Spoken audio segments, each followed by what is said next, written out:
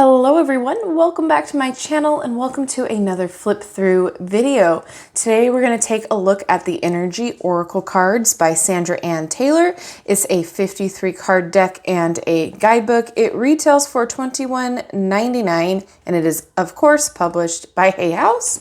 And it says the Energy Oracles are designed to reveal both the present energy you project and the results you are likely to attract. The unlimited power of your own consciousness is a vital force that moves through the universe and plants the seeds of your destiny far and wide.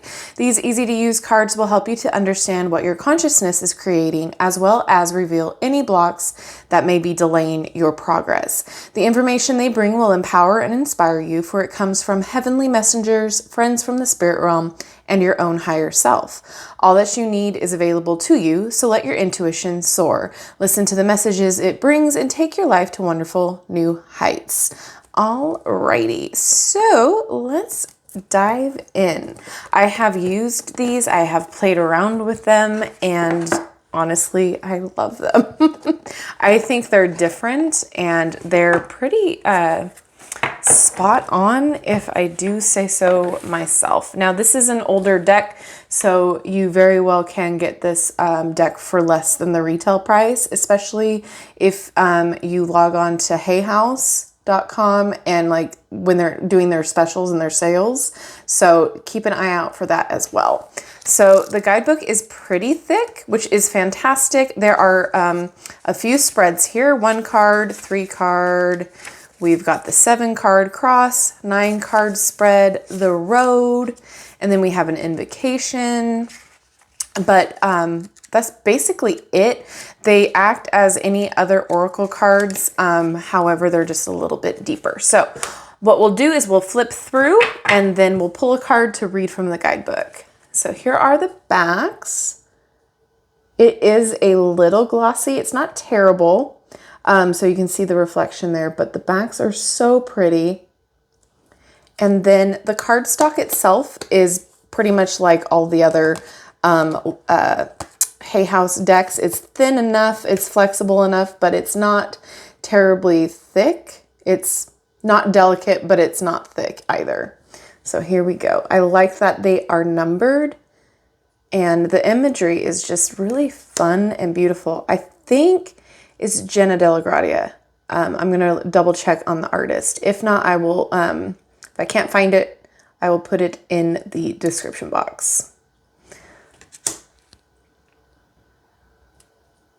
So there are the borders, but I don't feel like it takes anything away from the imagery.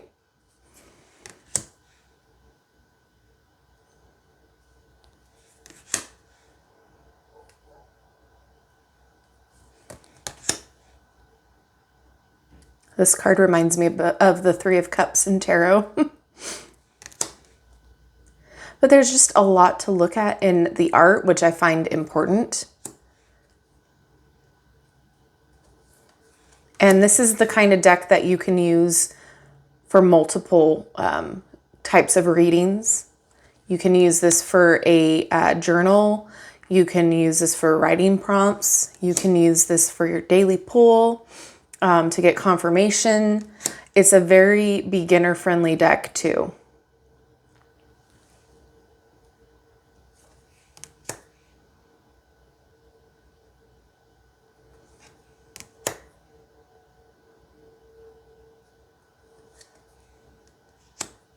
That's pretty.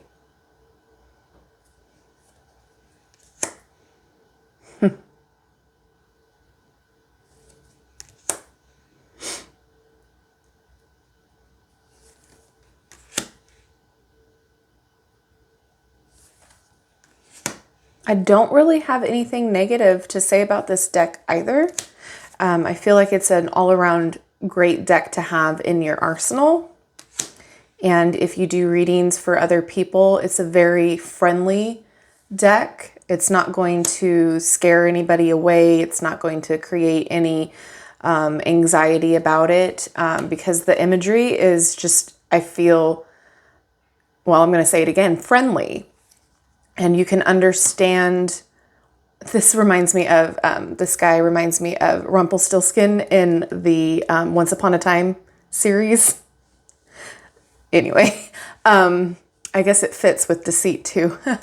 But it's a friendly looking deck, and so you're not going to turn away people who are skeptical or who are a little bit afraid of divination. So that's all I was trying to get at. It's easy for them to understand what you're picking up too with the meanings because of the imagery.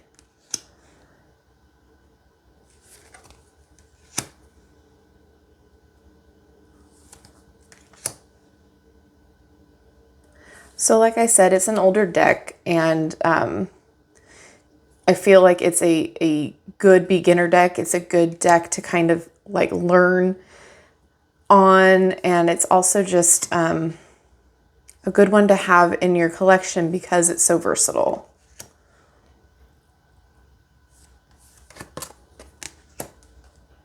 And I like how these are chakra themed. Like I said, it's so like inclusive with a lot of the themes that you might be asking questions about, might be needing. However, diversity, on the other hand, is a little lacking.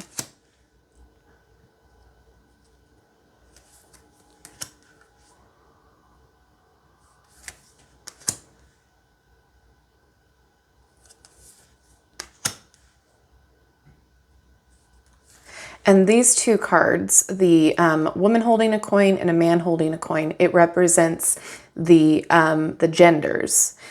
So that's kind of nice that you can have that option too to relate to the different genders. However, it's not necessarily saying that if you are a man and you pull the woman card that it's talking about you being a woman. It could coincide with the feminine side or the feminine energy in you, because we all have both a yin and a yang. We have a male and masculine energy in all of us. But a lot of these could also represent people in your life or in your the person you're reading for life too. So again, it's like just a really good all-around deck to have.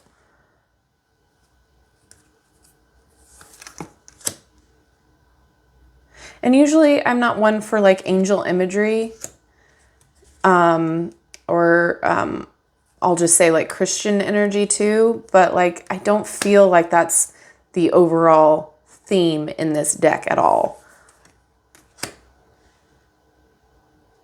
All right, so let's go ahead and shuffle. They shuffle really fine. I have no complaints about that at all. The only negative I would say is that the diversity is not really there, and it's a gloss card. Other than that, okay, that one wanted to come out. Other than that, there's not really much that I have to like complain about.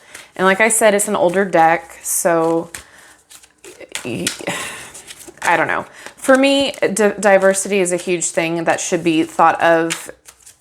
Like, it shouldn't even be something that you have to think about, because representation matters. And I will say it in every single video. I feel like that's number one most important thing, is for somebody to see themselves in the deck if it's a deck with humans in it. It's 2020 as I'm filming this, and there should be no reason why there are not more diverse representation in a deck.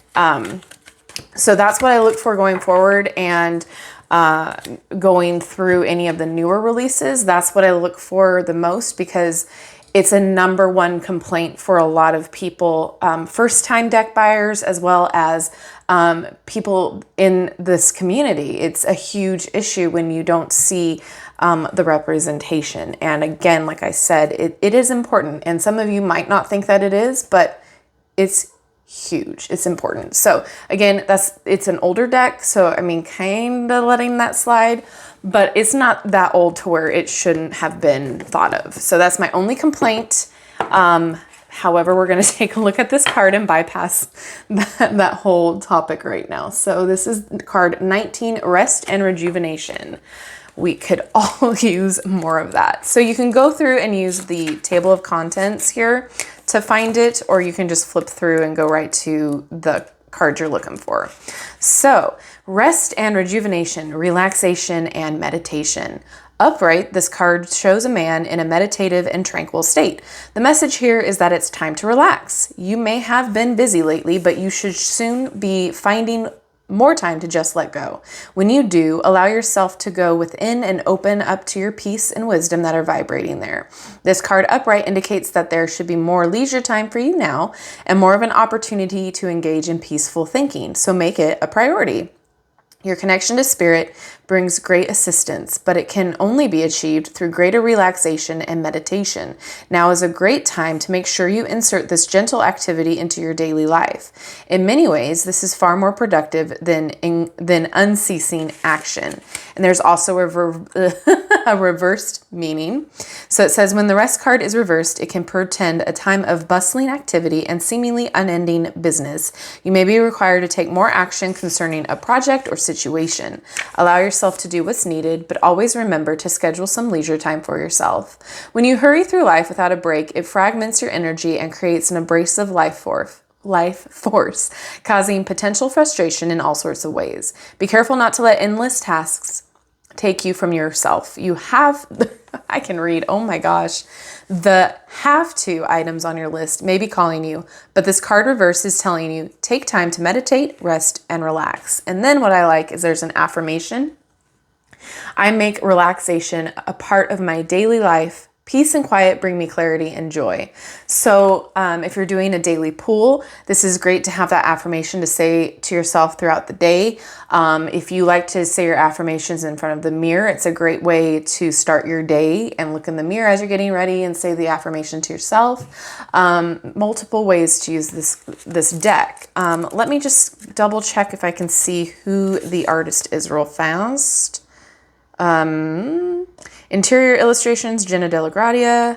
Trisha Bridenthal did the interior design, but Jena did the interior illustrations. So hopefully that makes sense. I will link everywhere that you can purchase this deck that I know of down in the description box below.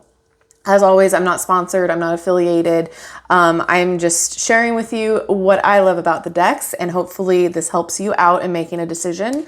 And yeah, let me know what you think about this deck in the comment section below. Do you own this deck?